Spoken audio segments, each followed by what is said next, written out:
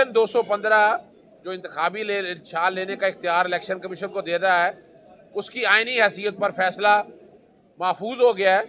Lahore high court के justice Shahid Bilal Hasan साहब के सामने बताया कि इलेक्शन कमीशन का ये कहना ये है कि इलेक्शन सिंबल अगर ले लिया तो पार्टी इलेक्शन ही नहीं लड़ सकती।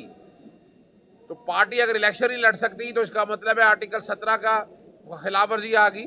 आर्टिकल 17 की खिलाफ वर्जी सिर्फ दो बातों में है, national integrity and sovereignty of Pakistan. इसके अलावा किसी सियासी जमात पे पाबंदी नहीं लगाई जा सकती है। इस पर एडिशनल अटॉर्नी जनरल ने अदालत को बताया कि सुप्रीम कोर्ट फैसला कर चुकी हुई है और इन्होंने फैसला इलेक्शन कमीशन ने कहा कि इन्होंने फैसला चैलेंज किया है। फिर अदालत को बताया कि हमने सिर्फ और सिर्फ सेक्शन 215 चैलेंज किया है जो 9, 14, 18, 17, 10 से 4, 5 की खिलाफ वर्जी है और सुप्रीम कोर्ट ने सेक्शन 215 की वायरीज पे कोई बात ही नहीं कही है। और ये जो जजमेंट है सुप्रीम कोर्ट का ताल्लुक नहीं है लाहौर हाई कोर्ट के इस फैसले के साथ। एडिशनल अटॉर्नी जनरल का यही कहना था कि सुप्रीम कोर्ट ये फैसला कर बैठा है कि मामला सुप्रीम कोर्ट के सामने जाए। अदालत से गुजारिश की गई, इलेक्शन सर के ऊपर आगे हुए हैं। 8 फरवरी को इलेक्शन है। पाकिस्तान तहरीक इंसाफ बतौर पाकिस्तान तहरीक इंसाफ के पार्टी के तौर पर इलेक्शन लड़ना चाहती है, उसे लड़ने की इजाजत दी जाए। ये इलेक्शन सिंबल के चक्कर में उसे ये हक जहाँ छीना जाए, अदालत ने ये फैसला महफूज कर लिया। अस्सलामुअलैकुम, मोहम्मद अजहर सिद्दीक अपने प्रोग्राम मैच फ्यूज के साथ हाजिर खिदमत। 29 जनवरी 2024 जनवरी ख़त्म होने को है।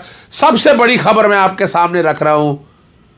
इलेक्शन हो रहे हैं या नहीं हो रहे, इसका जवाब मैंने एक ट्वीट में दे दिया था कि बैलेट पेपर की छपाई कहाँ तक पहुँची है।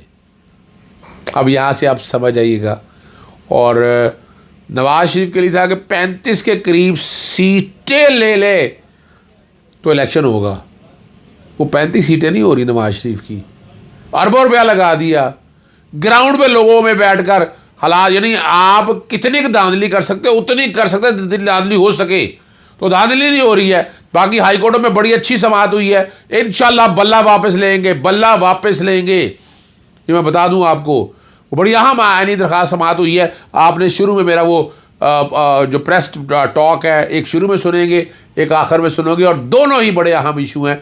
2 इशू और हैं, उसमें बाद में बात करूंगा मैं आपके सामने। ये बड़ा बहुत ही अहम आपने और याद रखिएगा, इमरान खान साहब को तोशा खान सभी साइफर के केस में सजाए मौत सुनाना चाहती है। आज जेल के अंदर हुआ, वो आप समझ सकते हैं कि वो क्या हालात और वाक़यात है।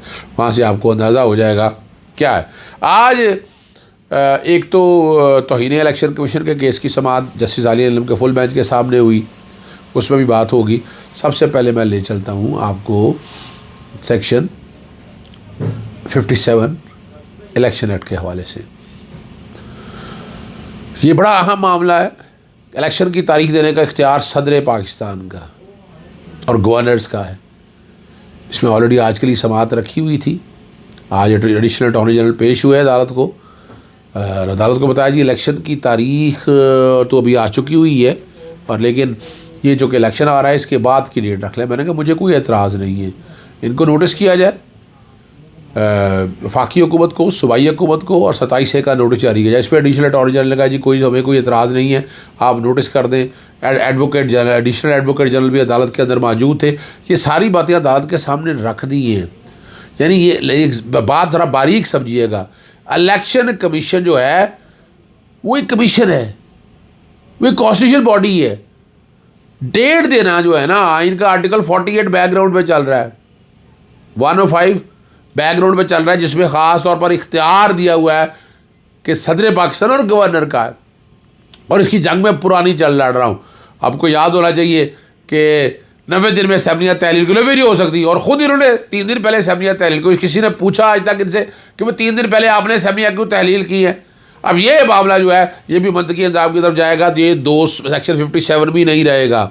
इसमें पार्लियामेंट का सारा रिकॉर्ड मंगाना है, एक एक चीज़ रिकॉर्ड के ऊपर आनी है ताकि पता चल सके कि हालात क्या हैं और असूल क्या है, किस संबंध में चीज़ें जा रही हैं। याद रखिएगा ये केस आप जीते हुए हैं, मैं बता दूँ आपको। आगे चलते हैं अगले मामले की तरफ, जो मैं शुरू में आपने देख लिया, जो मैंने मीडिया से गुफ्तगू की है और मैंने कोशिश की है कि वो चीज़ें सारी आपके सामने रख सकूं जो आपको ये याद रखिएगा, बल्ला आपका है, बल्ला आपका। मैं आज़र सदीक बार बार आपको कहता है, मैं ये भी कहता हूँ कि इमरान खान इलेक्शन से पहले बाहर हो गए, इलेक्शन की तारीख से पहले बाहर हो गए।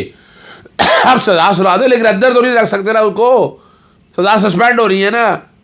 क्या ऐसा मामला है कि जिसमें आप ज़बरदस्ती, और जिस तरह का ट्रायल साइफर हो रहा है, साइफर जिस तरह का ट्रायल आप लेकर चल रहे हैं उस पर भी गुफ्तगू होगी, लेकिन आपको ले चलते हैं पार्टी पे सिंबल के ऊपर। आज अदालत को मैंने additional attorney general, election commission के वकील, हुकूमत पंजाब के वकील, ये सारे अदालत के अंदर मौजूद थे। आज पूरी कोशिश की उन्होंने कि अपना केस प्लीड करते रहे, लेकिन मैंने फिर अदालत के सामने केस रखा सेक्शन 57 का इलेक्शन एक्ट का, जो 215 का, जो इलेक्शन लेने का इंतखाबी निशान लेने का इख्तियार देता है। मैंने तो अदालत को बताया ये इख्तियार ले तो सकता है, लेकिन ये आर्टिकल 17 की खिलाफ वर्जी है। इलेक्शन कमीशन चाहता है कि पाकिस्तान तहरीक इंसाफ के पास बल्ला नहीं है तो पार्टी भी नहीं है। ये आइन की मंशा कहाँ से आ गई? फिर सलमान को राज्य का फैसला पढ़ के बताया कि वो ऑलरेडी ठीक है, तो मामला भिजवा दिया इलेक्शन कमीशन को, लेकिन वहाँ से बात ख़त्म नहीं होती है, वहाँ से तो बात शुरू होती है अभी कि इलेक्शन कमीशन जो है 2 दिन के अंदर कहा था कि ये बैठेगा और 10 दिन के अंदर फैसला करेगा। फैसला बड़ा सीधा सा है, बड़ा सिंपल सा है कि इलेक्शन सिंबल जो है वो पाकिस्तान तहरीक इंसाफ का है। आपने बल्ला जो है वो नहीं दिया, कोई फ़र्क नहीं पड़ता, लेकिन पार्टी तो अपनी जगह पर वजूद के अंदर है, पार्टी मौजूद है, पार्टी के कैंडिडेट मौजूद है, उनको बाकायदा पार्टी ने ओन किया है, उन्होंने बाकायदा डिक्लेरेशन दी हुई है, तो पार्टी के कैंडिडेट हैं। और सेक्शन 209, 210 और 215 पढ़ के बताया, ये समरी प्रोसीडिंग है। यानी इलेक्शन कमीशन ना कोर्ट है ना ट्राइब्यूनल है। जजमेंट का जिक्र मैंने किया, अदालत के सामने मैंने वो भी चीज़ें रखी कि इलेक्शन कमीशन यार तो कोर्ट और ट्राइब्यूनल हो, ये पूरा ट्रायल ये कर नहीं सकता। शो कॉज जारी करके आप इलेक्शन सिंबल लेके और आपके पार्टी के तौर पर नहीं ठहर सकता, ये आइन की मंशा नहीं है, आइन ने इजाज़त नहीं दी है इस बात पे।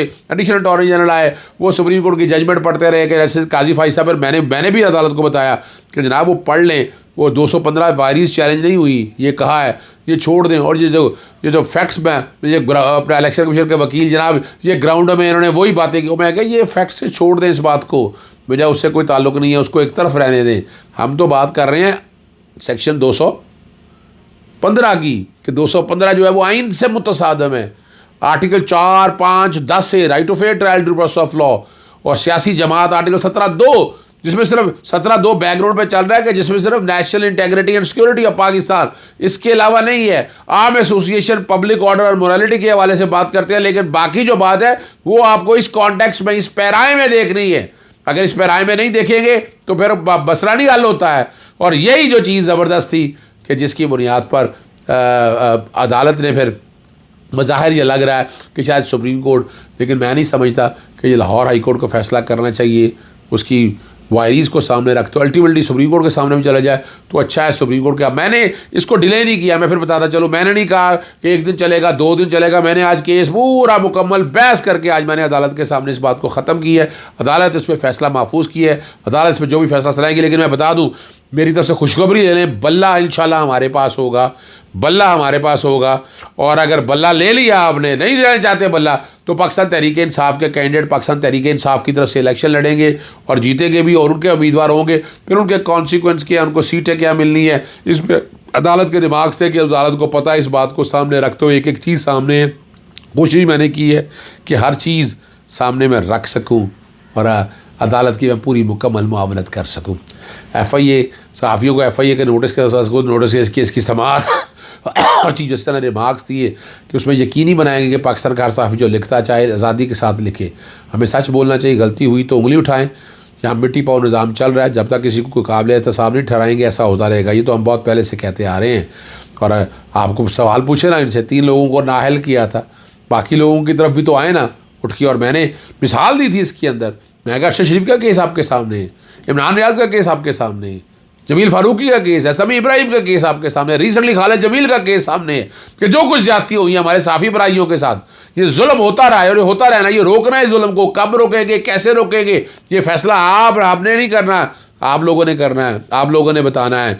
और एक और केस जो है वो लाहौर हाई कोर्ट में खाबर मान का और बुशरा मान के तलाक़ की दस्तावेज़ का रिकॉर्ड लेने की अपील अदम पैरवी की बुनियाद पर वो खारिज हो गई है। बड़ी कोशिश की कि जनाब इस तरफ आ जाए। अब सनम जावेद की एक और केस के अंदर जो है वो ज़मानत मंजूर हो गई, मगर उसे एक और केस के अंदर गिरफ़्तार कर लिया गया है। आखिर में ऑफिशियल सीक्रेट एक्ट जो आज़म खान की जरा के दौरान पाकिस्तान इमरान खान साहब, बानी PTI और शाह महमूद का गुस्से में आ गए। जज ने कार्रवाई कुछ देर के लिए काफ़ी हंगामा खेज समात हुई है और 12 गवाहान को आज अदालत ने जरा के लिए, पता नहीं क्या तेज़ी है, क्यों हम चाहते हैं कि बहुत जल्दी हो जाए। 13 गवाहान के बयान पर जरा मुकम्मल हो चुकी है। 9 पर सरकारी वकला ने हफ्ता के रोज़ जरा की थी। यानी यहाँ ये भी सारी है। देखिए, साइफर का केस मैंने आपके सामने बड़ी वजाहत के साथ बताया, ये बनता नहीं है। किस बुनियाद पर केस चलाना चाहते हैं? हवाई बातों में तो नहीं केस चलता ना, ये हवाई बातों में केस चल रहा है। आप देखिए ना, आपको फैक्ट्स पे आना है। यानी सर साइफर जो लहराया था कागज़ था, फिर ऑफिशियल सीक्रेट एक्ट की कहाँ कौन सी वायलेशन की, अपने हल्फ के मुताबिक कौम को बताया कि क्या कुछ हो रहा है। और आज़म खान ने यह भी मान लिया था कि जनाब जो है ना वो जो कागज़ जो साइफर था, जो डिकोड किया था, जो मिनट्स थे, तो मिनट्स वहीं वज़ीर-ए-आज़म हाउस में अंदर गुम हुए हैं। और इतना सा जो डिले है उसमें कौन पूछेगा। सेक्शन 5 और 9 में जो माजी से इतलाक़ करने की बात की है उसके हवाले से भी बड़ा वजाहत के साथ। और ये केस मैं समझता हूँ आज भी बड़ा वाज़ेह तौर पर है, इसको क्वैशमेंट के लिए आना चाहिए और हाई कोर्ट में आकर सर्टन पैरामीटर सामने रख कर।